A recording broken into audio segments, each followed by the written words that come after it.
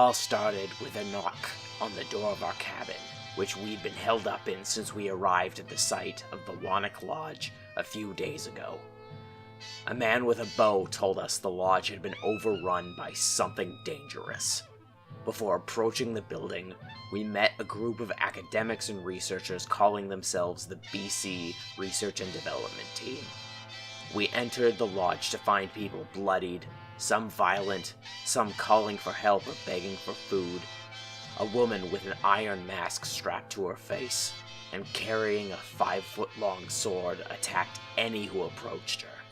A man with blood spilling from his eyes yelled at us for entering the lodge armed and grew angry at me when I pointed my piece at him, after pinning me to a door and threatening to kill me if I pointed at him again.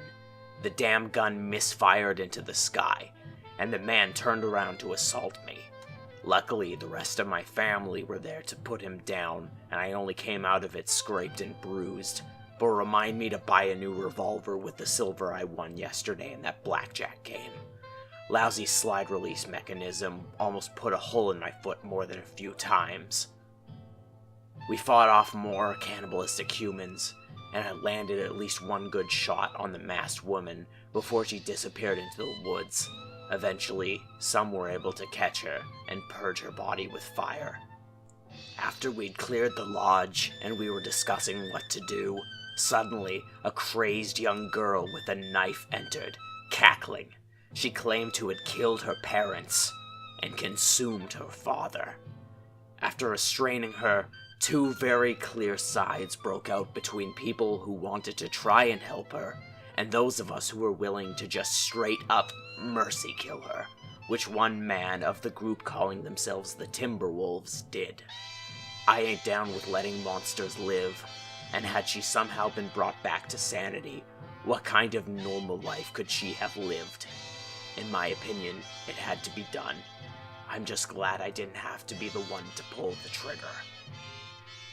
We lost 2 people that night due to friendly fire. One was a doctor. Tella almost lost her arm. After we were certain the lodge was secured, had patrolled the forest, and were hopeful no further threats would try to kill us for the night, we retired to our cabins. We were bruised, bloodied, and exhausted from the fighting.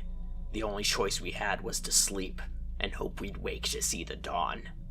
We hardly slept, though. That night, an unshakable cold invaded our bodies.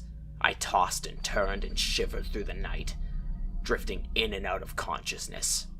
The visions that battered my mind, the unspeakable horrors, were unlike any nightmares the war gave me.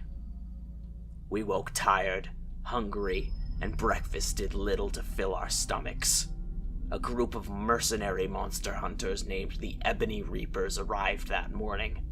They too had received the lodge's missive, but had been held up on the road. A girl named Cynthia told me they had fought off similar people to those we'd dealt with the night before.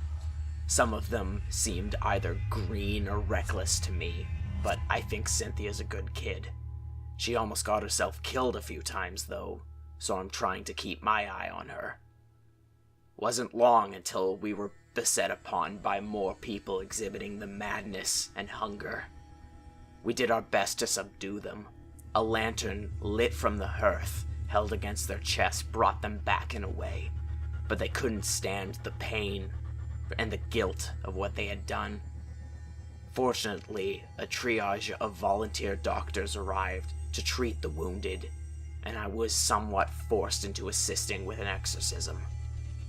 When a woman was fed meat, she transformed into a gruesome, howling creature that lunged at our men. It took a few bullets before running out of the building. It eventually became clear what we were dealing with.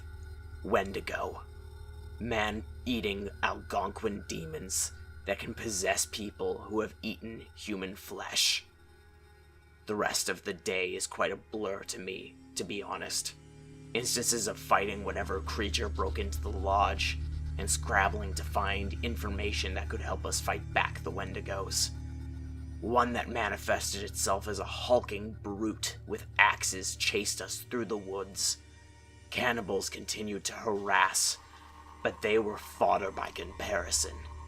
We managed to subdue a Wendigo and kill it by plunging a silver blade into its heart, cutting it into quarters with a silver axe, and burning them in 4 separate fires. The Exchange was able to assist in uncovering a spell that could summon the spirits and vanquish them once and for all. We prepared for one final clash with the evil. I drank a mysterious tincture that Joe Miller had found, and I felt it boost my vigor. But after summoning the spirit, I found myself overcome with an uncontrollable rage and psychosis. I emptied my guns of their silver, tossed them to the ground, pulled out my blessed bat and dagger, and made a beeline towards the beast, slashing and beating at anyone in my path. I attacked the beast with all my might, but I was no match for it. In a single blow that could have torn my leg clean off had I not drank the elixir, I was sent lame to the ground. I gave my last gun and ammo to Maxwell, and Teller pulled me out of the lodge with the rest of the wounded. As I lay against the cold brick, the sounds of screaming, gunshots, and monstrous roars faded to black as I finally lost consciousness. When I awoke, it was over. The demons had been vanquished. My leg was already fine, as if it had never been harmed. I could even walk. The doctors were laying out the dead in the lodge, and myself and the Exchange said a prayer for those whom we lost. 7 or 8 that night, I believe. Good people. To my knowledge, the only groups that had 0 casualties were the triage of doctors and ourselves. Teller warns that more dangers lie waiting for us in the woods, but for now, things seem peaceful. We had no trouble yesterday, and even met some friendly travelers. I scoured the site for any spent brass I could find.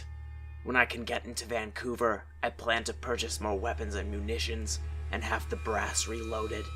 I'll have Frank from Winnipeg send me the last of the surplus ammunition I have in storage. If we ever hope to survive against something like these Wendigo again, we're going to need more bullets. Gordon Maverick of the Exchange, March 4th, 1920X.